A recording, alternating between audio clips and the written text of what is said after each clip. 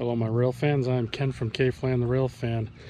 Welcome to another point of interest that I want to show you guys. We're at Hopewell Furnace National Historic Site, just next to French Creek State Park. This is a national historic site. This is where the Hopewell blast furnace is at, where they made, they brought iron, pig iron and limestone. They made iron slags to send out to the forge to make tools. This site was actually used big in the Revolutionary War, and also again later on in the Civil War to make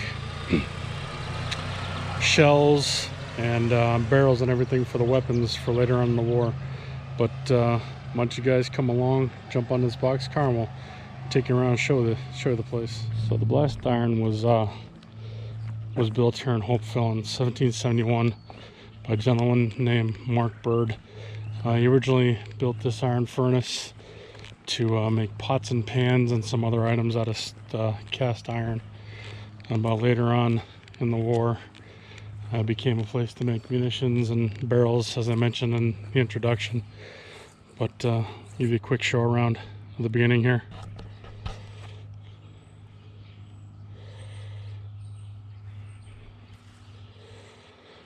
There's pathways to take you down through here. I've been through here before.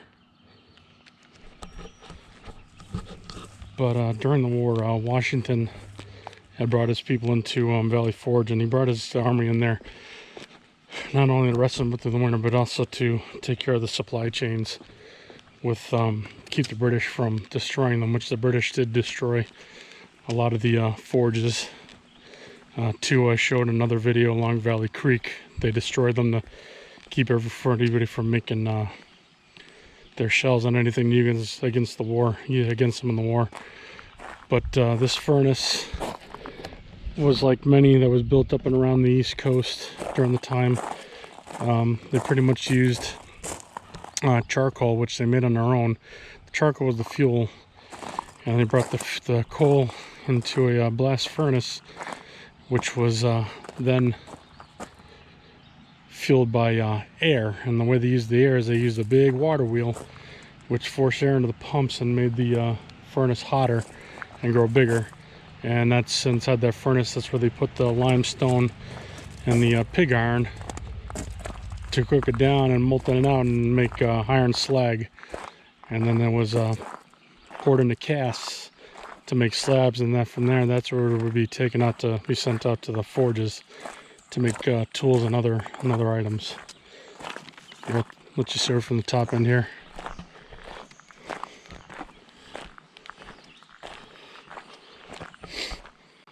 They had their own little town here. There was a schoolhouse here. There was a couple other buildings. There is a farm here right now too. They had a little shop, and they had some tenants that lived here. So this in itself was its own little town, its own little works.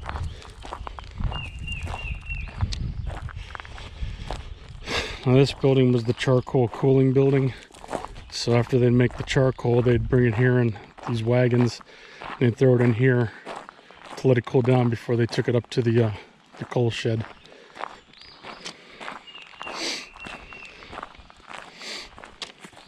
And on this site, they made their own coal.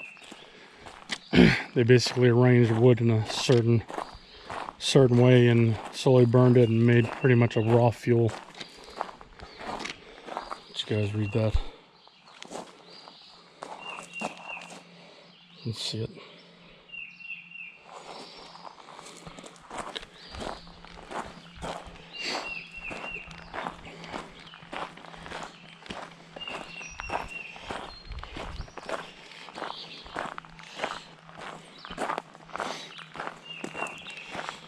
I'm about to show you guys the anthracite furnace.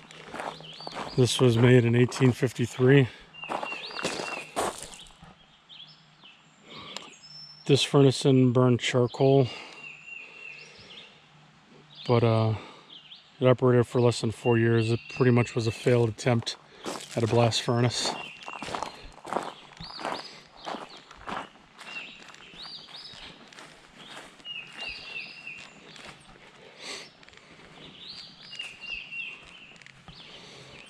This is the rack where the molten iron slag would come down and they'd start collecting it in all the different chambers here.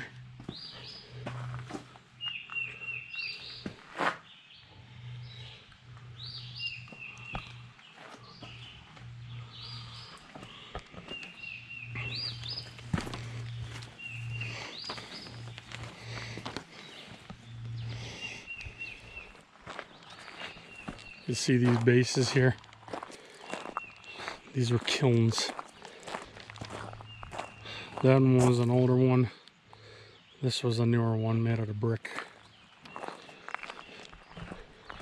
These are charcoal kilns. They didn't, they were built in the mid-1800s. They were an attempt to modernize making coal making, but they didn't exactly work too well. But this is the way that they build the fire now.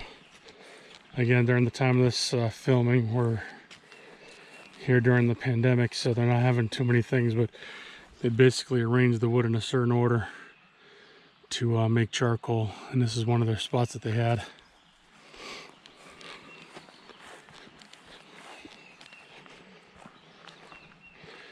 Charcoal pits. And they do have numerous trails around here. You could take these trails. This is an upper one and there's a lower one. You could take them over to the lake. And the lake is actually divided up. One side is Hopewell, where we're at right now. And then the other side is French Creek State Park. So they kind of share the duties. Half state, half federal. Just one of the other versions here.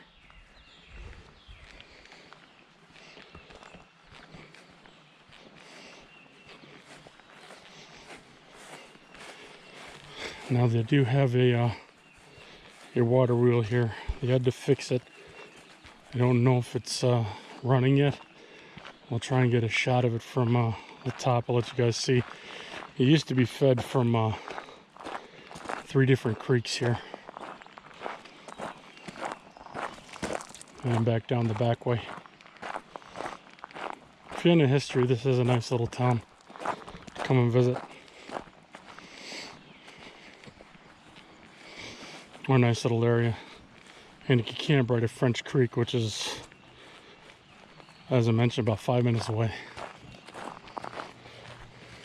And this could be one of your stops. Very cool. So, like I mentioned, to burn the coal to make it hotter, they needed air. So the water from the water wheel would create forced air and put it up into those bottles up there.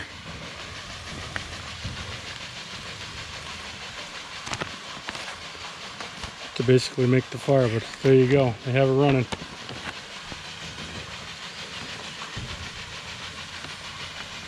They're the blowing tubs. Receiver box on the top, but if you can see in there, we're going to go in and I'll show you from a different angle, but those are the receiver for the air blast machinery.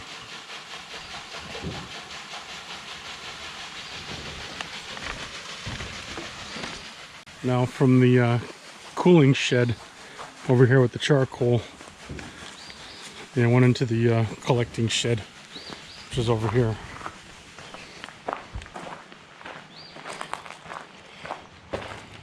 You got some of these old wagons all over the place.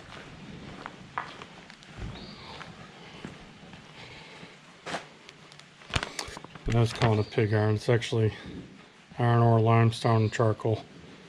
That's what you need to make your furnace. Iron ore. And there's still charcoal in here. And it's the wooden type too.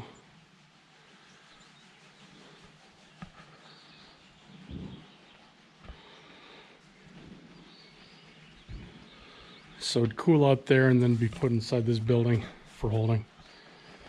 And it was ready. Come over here.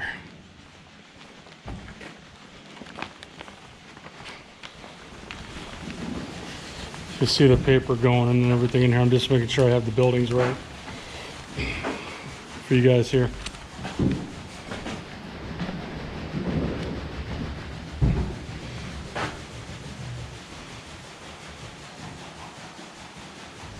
And this was your cast house. Here it shows the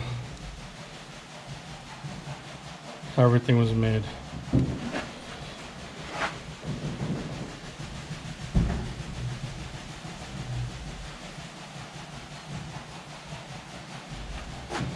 Furnace is tunnel head. And here's your furnace.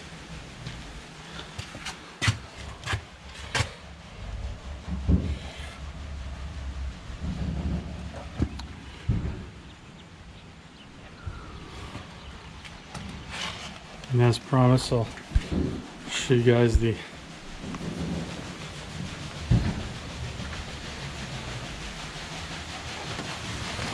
so those are your blower tubs.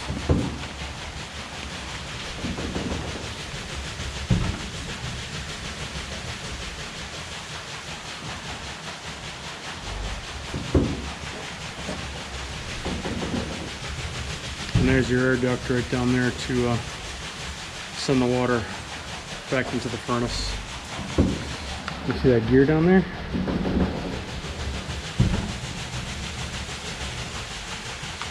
We'll get a better look at this later on. And I was here before, so I know a little bit of where the buildings are at, but I'm trying to it's going to be raw history, guys. Of course, you can get a lot more detailed when you come here with actual Ranger.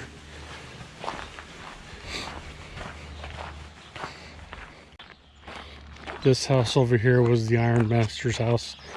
This is where he lived. This was the boss. That was their office and their store. This actually was their store. I said everything was self-contained in here for them.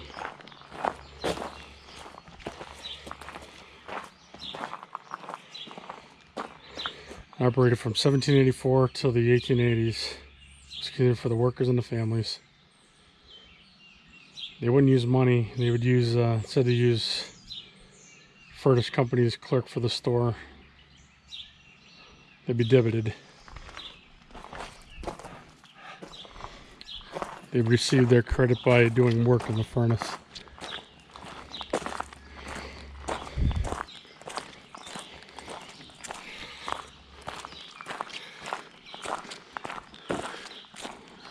And again, both times I was here was during this pandemic, so I don't know if they offer tours inside the building or not. But at least you get to see it from here. This is their spring house and their smoke house over here.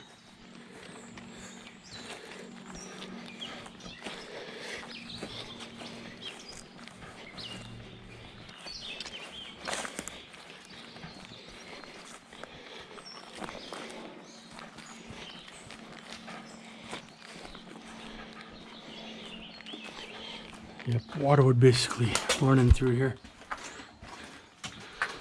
This is where they can collect their water. And going off of other places too. This is where they'd, there's a barn swallow in here. Because how cool everything is in here. That's why there's a nest up in there. There's one back there too. So they keep this cool too. So if anything, if they had anything they need to keep cool, they'd put it in here. Because with the water running, it keeps at it's almost like a basement. It'll keep at a certain temperature. There's a bunch of barn swallows. And this is the barn here too, where they keep all the animals. But we're gonna go back over to the casting house here. That's their smokehouse. You guys can kind of guess what that was used for.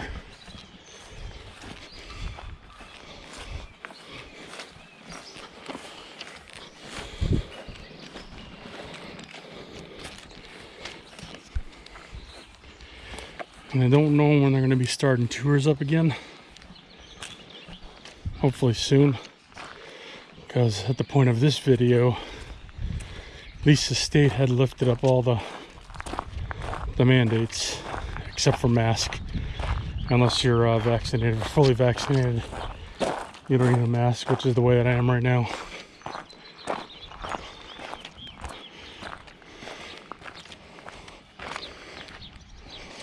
And a big old horse.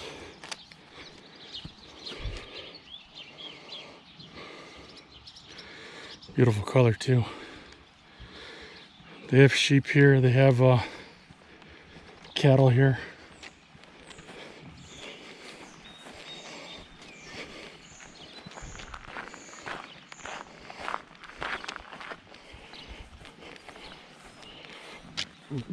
Old cannon.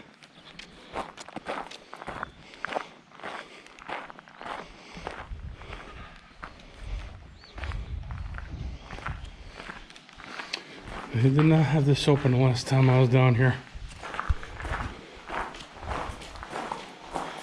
So this is where the pig iron production was made. So I got them mixed up. The iron ore and the limestone is what you need to make your pig iron. Your pig iron came out, and this is where it was produced. And it looks like they still have some of the grates down here on the floor. And that's where your iron would come out of the furnace right here.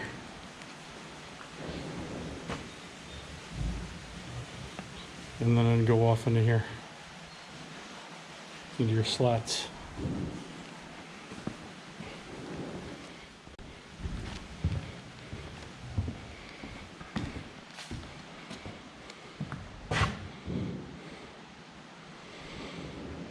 You can actually see a modern day, there's guys, I've seen them on Facebook and I've also seen them on YouTube videos. They actually show you how they cast their things. There's a guy, he'll smelt down gold pieces or nails, all different types of things, and then he'll get a certain type of sand and he'll make a casting, and he'll make something metal and then polish it up and make it look nice. So you can actually see the process through his video.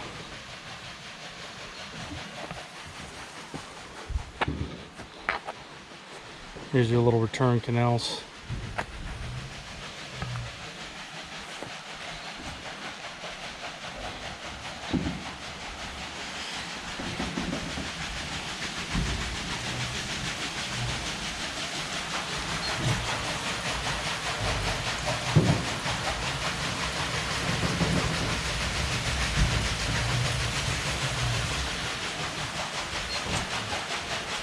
You got that greased all up.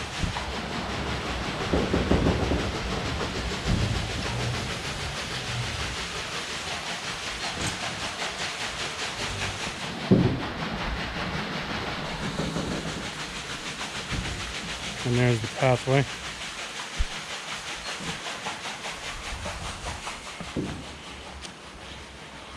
We're gonna go back to the building here. So basically they'd form their cast. I showed you a little thing there. These are all different things that they use to make their casts.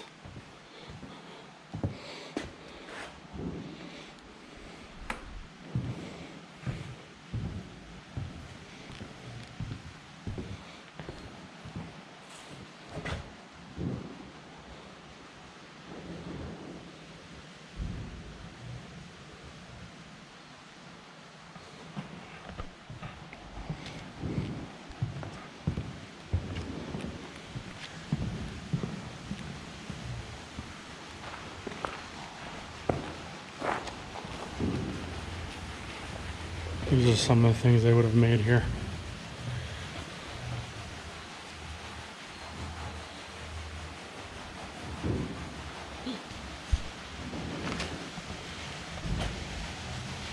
Well, and they made the slabs too. When I was reading one of the things up at Valley Forge, they actually took these into a market in Philadelphia, and then a lot of the forges around the area would actually That's where they'd go and buy their stuff to make, take back to their forges to forge their supplies. That is wild.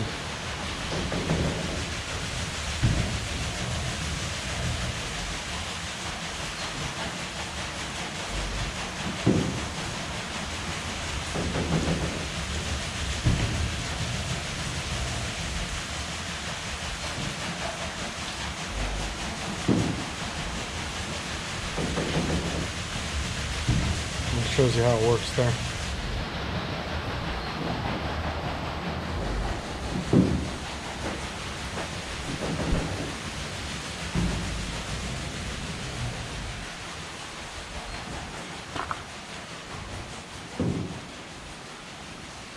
So we're going to go back out.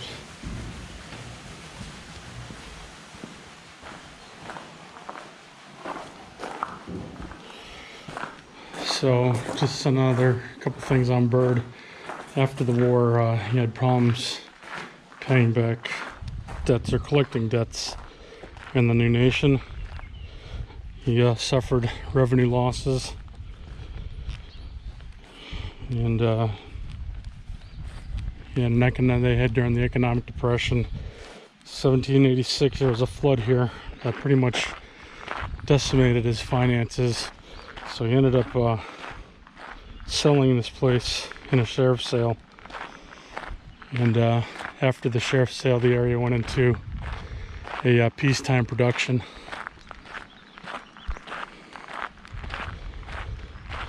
And then it was closed in 1808.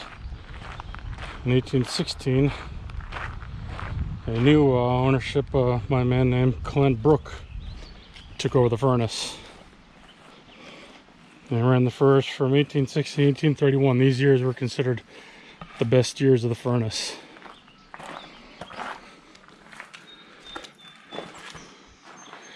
Here's the old furnace that was run by the bellows. Or this was the, this was the blacksmith shop.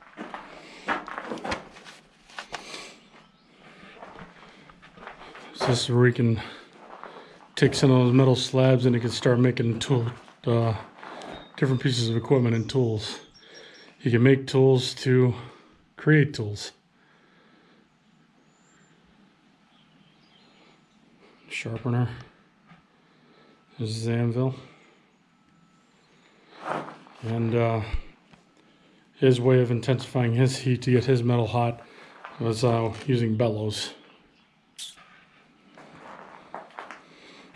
Which, on the sign up there, bellows were used before the wheel.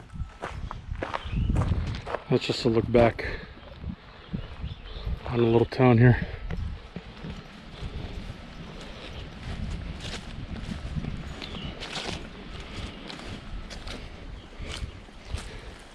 So after 1837, but by 1837, the area went into financial panic, and Kflann, he also had some problems with things here. Civil War did happen, and he was able to prosper with the Civil War a little bit, but it still didn't bring him much money. After the war, after Blessed Furnace operated in February or June 15th of 1883, and then the property remained a summer home for the descendants. And in 1935, it was sold to the federal government and became a national historic site. And again, guys, this is just a quick rundown of the park here. You want to get more details on everything, you can always get a ranger here and ask some questions on everything. I'm just giving you little tidbits and showing you this place, which it's pretty neat to see. It's a cool place. Getting real close to there. But this is a nice area to visit if you're in the area.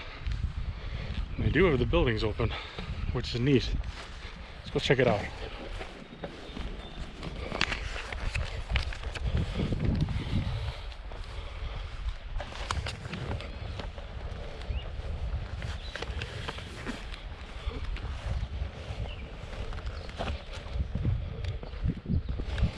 So these buildings were pretty much some of the houses that the workers stayed at. This was their big fireplace. They used to cook. They had their heat and everything right here in one place. They got everything sealed off, it looks like. That big arm is what they have their cauldron on or whatever they're going to cook with. Hello. Do come in and have a chair. Oh, let me brush that charcoal dust first. Yes, I'm Widow Works, and I do want to buy your family encyclopedia. My husband, John, and my father, Tom here, oh, they were great readers. Dad was founder of the furnace, and John was one of the keepers. Dad paid John, the other keeper, and both of the fillers. All of us made more money when the furnace smelted good, gray molding iron. A keeper didn't earn what Dad or a motor did, but... I'll let you guys listen on another time when you're down here on your own. So you guys all know what that is, right? That right there. I hope you know what that is. Yeah, so you don't want to go stumbling into it.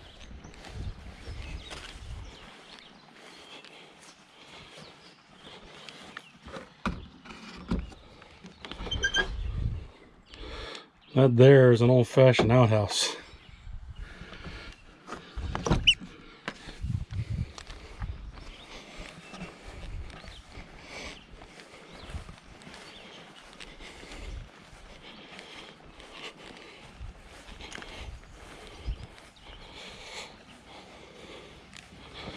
This one's a little bit more detailed.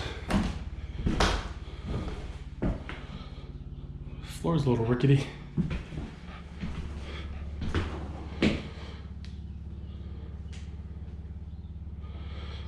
So everything in here, it's furnished with copies of items that you would have found during this time period.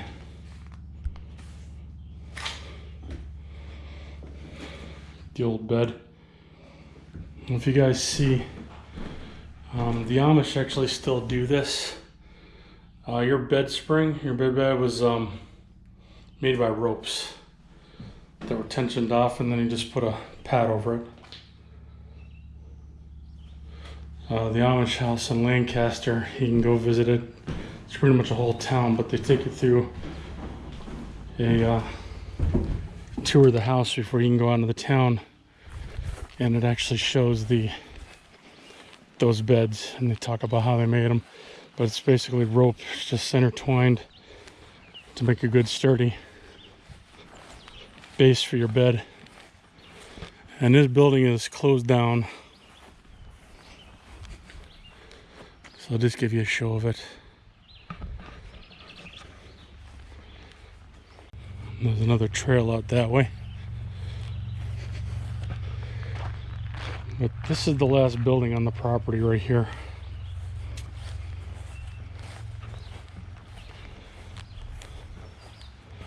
And again, looking back, there's all of Hopewell.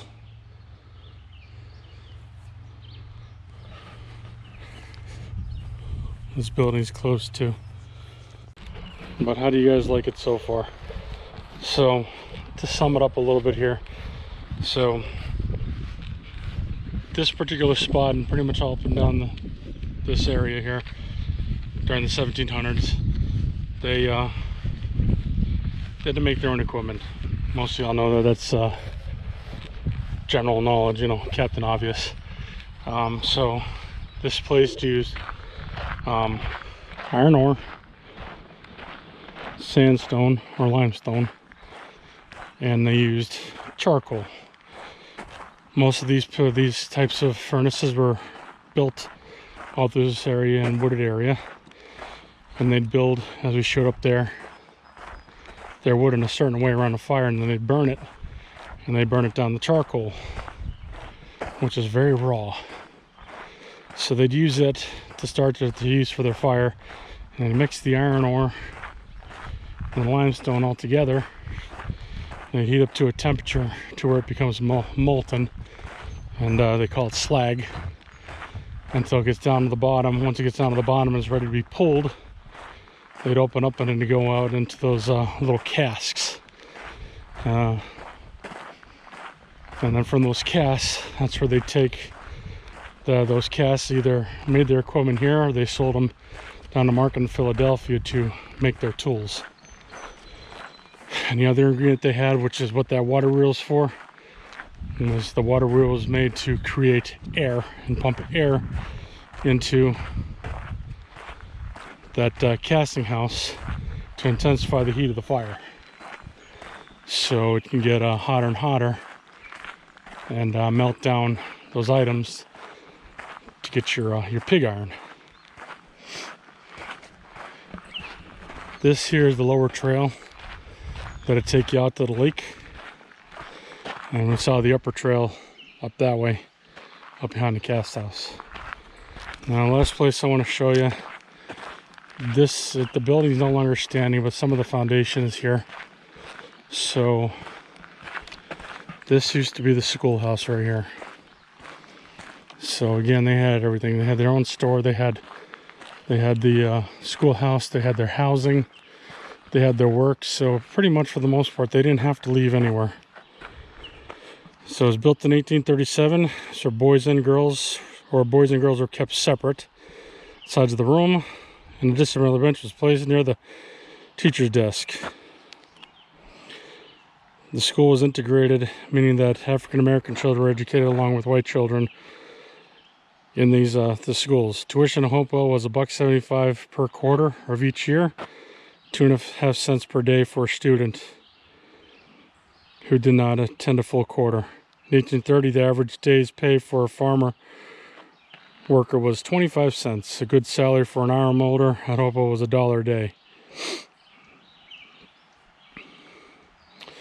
In the early 19th century, some of the students at Hopewell School were from higher income families. Records show that the iron master here funded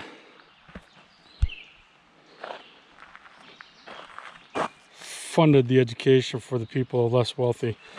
But I want you to look right here. Paper cost 1 cent, pencil was 12.5 cents, quill was 1/2 cent, ink powder was 12.5 cents. And the average pay for a farm was 25 cents. And that's what the schoolhouse looked like. That's all I want to show you guys. That's Hopewell Furnace. And I hope that you enjoyed it. But until we meet again, guys, I'll see you down the line.